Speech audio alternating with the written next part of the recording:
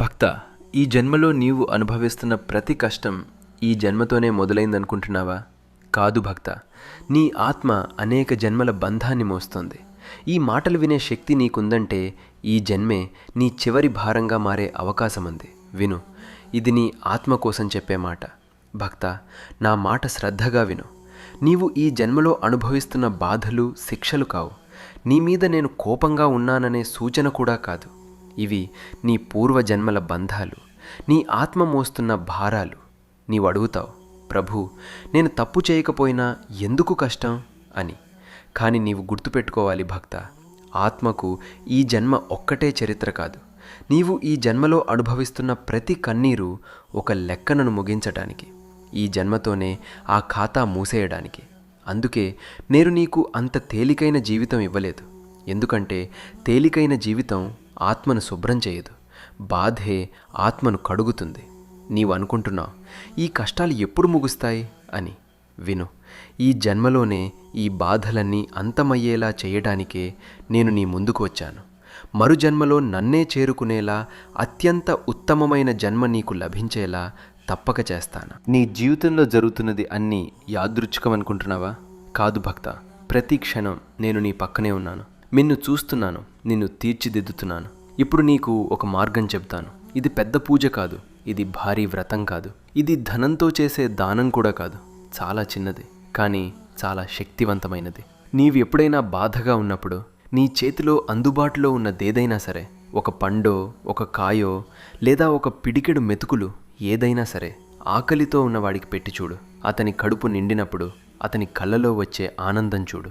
ఆ క్షణంలో అతని నోటి నుంచి వచ్చే మాట విను, అన్నదాత సుఖీభవ. ఆ ఒక్క ఆశీర్వాదం చాలు భక్త, నీ పాపపు కొండను కరిగించడానికి, నీ జీవితాన్ని కొత్త మలుపు తిప్పడానికి. నీకు ఒక సందేహం కలగవచ్చు, ఇంత చిన్న పని వల్ల ఏమవుతుంది అని. విను, పాపం పెద్దదైనా పుణ్యం నిజమైనదైతే అది కరిగిపోతుంది. ఆకలితో ఉన్నవాడి ఆశీర్వాదం నేరుగా నా వరకు వస్తుంది. అక్కడ ఎలాంటి మధ్యవర్తులు ఉండరు. ఇది ఒక్కసారి చేసి ఆపకు, ఇది ఒక అలవాటుగా చేసుకో. నీ జీవితం ఎంత కష్టంగా ఉన్నా ఈ ఒక్క పని వదలొద్దు. నీ ద్వారా ఆకలి తీర్చుకున్న వారి దీవెనలు, నినవారి దీవెనలు నిన్ను చీకటి దారుల నుంచే బయటకు లాగుతాయి. నీవు చూడని చోట నీ కోసం దారులు తెరుస్తాయి. భక్త, ఈ ప్రపంచంలో నేను త్వరగా స్పందించే పిలుపు ఆకలితో ఉన్నవాడి కన్నీరు. అందుకే చెబుతున్నాను, నీ బాధను పుణ్యంగా మార్చుకో, నీ కన్నీళ్లను దీపంగా వెలిగించుకో. విను భక్త, నీ ఆత్మ మోస్తున్న ఈ భారాన్ని నీవు ఒంటరిగా మోయడం కోసం కాదు నేను నీకు ఈ జన్మ ఇచ్చింది. నీవు అనుకుంటున్నావు కదా, ప్రభు, నేను అందరితో మంచిగా ఉన్నాను, ఎవరినీ నొప్పించలేదు, అయినా ఎందుకు నాకింత కష్టం అని. ఇదే నీ అపోహ. మనిషికి కష్టం రావడం శిక్ష కాదు, అది ఒక ఎంపిక. అందరికీ ఇవ్వని బాధను నీకు ఇచ్చాను అంటే దానికి కారణం ఉంది. నీవు భరించగలవాడివి కాబట్టి. ఈ లోకంలో చాలామంది పాపం చేస్తారు, కానీ బాధపడలేరు. చాలామంది బాధపడతారు, కానీ మారలేరు. నీవు బాధపడుతూ కూడా మంచితనాన్ని వదలనివాడివి. అందుకే నీ మీద ఈ పరీక్ష. బలహీనుణ్ణి ముక్కలు చేస్తుంది ఈ బాధ, బలవంతుణ్ణి శుద్ధి చేస్తుంది ఈ బాధ. నీవు గమనించావా, బాధలో ఉన్నప్పుడు నీ అహంకారం తగ్గిపోయింది, నీ మాటలు నెమ్మదించాయి, నీ చూపులో సౌమ్యత కనిపిస్తుంది. ఇదే సాధన. సుఖంలో ఉన్నవాడు ఎప్పుడూ నన్ను గుర్తుపెట్టుకోడు, బాధలో ఉన్నవాడే నిజంగా నన్ను పిలుస్తాడు. ఇప్పుడు నీకు ఒక రహస్యం చెబుతాను. నీ ప్రార్థనలు ఆలస్యమవుతున్నాయని నీవు అనుకుంటున్నావు, కానీ నేను ఆలస్యం చేయడం లేదు. నీ జీవితాన్ని సరిగ్గా అమర్చుతున్నాను. కొన్ని వరాలు తొందరగా వస్తే శాపంగా మారతాయి. కొన్ని కోరికలు ఇప్పుడే నెరవేరితే నీ ఆత్మ దారి తప్పుతుంది. అందుకే ఆపుతున్నాను. తిరస్కరిస్తున్నానని కాదు, తయారు చేస్తున్నాను. నీవు అనుభవిస్తున్న ఈ బాధ శిక్ష కాదు, శుద్ధి. బంగారం అగ్నిలోకి వెళ్ళకపోతే మెరుపు రాదు, మనిషి బాధలోకి వెళ్ళకపోతే లోతు రాదు. నీవు అనుకుంటున్నావా నేను నిన్ను మర్చిపోయానని, కానీ నిజం ఏమిటంటే నిన్ను ఎక్కువగా చూసుకుంటున్నాను. అందరికీ ఒకే రకమైన జీవితం ఇచ్చేస్తే నేను సృష్టికర్తను కాను, కేవలం పంపిణీదారిని అవుతాను. ప్రతి ఒక్కరికి వేరే వేరే మార్గం ఉంది, వేరే వేరే పాఠం ఉంది. నీ పాఠం బలంగా తయారవటం. ఇతరులకి వచ్చిన విజయం చూసి నీవు నీ విలువను తక్కువ చేసుకుంటున్నావు. కానీ గుర్తుపెట్టుకో, వాళ్ళు బయట గెలుస్తున్నారు, నీవు లోపలి ఎదుగుతున్నావు. బయటి విజయం కాలంతో కరిగిపోతుంది, లోపలి ఎదుగుదల నీతోతో కలిసి శాశ్వతంగా వస్తుంది. ఇప్పుడే నీ జీవితాన్ని తూకం వేయొద్దు. ఇది మధ్య అంకం మాత్రమే, ముగింపు కాదు. నీవు పడిపోయిన ప్రతిసారి నిన్ను నువ్వే లేపుకున్నావు. అది నీకు తెలియకుండానే నిన్ను బలంగా మార్చింది. అందుకే చెబుతున్నాను, నీ కన్నీళ్లు వృధా కావు, నీ ఓర్పు వృధా కాదు, నీ మౌనం కూడా వృధా కాదు. ప్రతి క్షణం నీ లోపల ఏదో సరిగ్గా అమరుతోంది. ఇప్పుడు కాదు, ఇప్పుడే కాదు, కానీ సరైన సమయంలో నీ జీవితమే నీకు సమాధానమిస్తుంది. భక్త, ఆ సమాధానం వచ్చిన రోజు నీవు నన్ను అడగవు, ఎందుకు ఇలా జరిగింది అని. నీవే అంటావు, ఇలా జరగకపోతే నేను ఇలా అయ్యేవాడిని కాను అని. విను భక్త, నీవు భయపడుతున్నది ఈ జీవితంలో జరిగే బాధల కంటే కాదు, నీవు నిజంగా భయపడుతున్నది మరణం. ఎందుకంటే ఈ లోకం నిన్ను అలా మార్చేసింది. మరణం అంటే అంతమని, మరణం అంటే నష్టమని, మరణం అంటే భయమని. కానీ విను, మరణం అంతం కాదు. మరణం ఒక లెక్క ముగింపు. నీవు ఈ జన్మలో చేసిన ప్రతి పని మరణం దగ్గర నిశ్శబ్దంగా నిలబడి నీతో మాట్లాడుతుంది. అప్పుడు నీ డబ్బు మాట్లాడదు, నీ పేరు మాట్లాడదు, నీ హోదా మాట్లాడదు, నీ ఉద్దేశం మాత్రమే మాట్లాడుతుంది.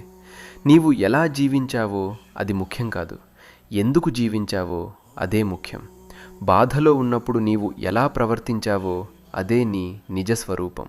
సుఖంలో మంచిగా ఉండటం సులభం, బాధలో కూడా మంచితనాన్ని వదలకుండా ఉండటం అదే భక్తి. నీవు అనుకుంటున్నావా నేను భక్తుణ్ణి కాను అని.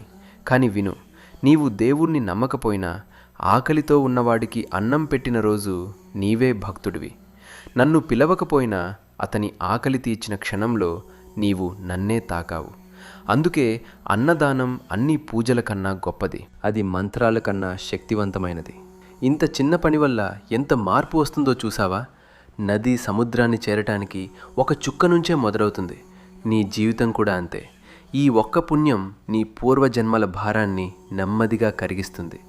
నీవు గమనించకపోయినా నీ లోపల ఏదో తేలికవుతుంది. ఇప్పుడు నీకు ఒక సత్యం చెప్తాను.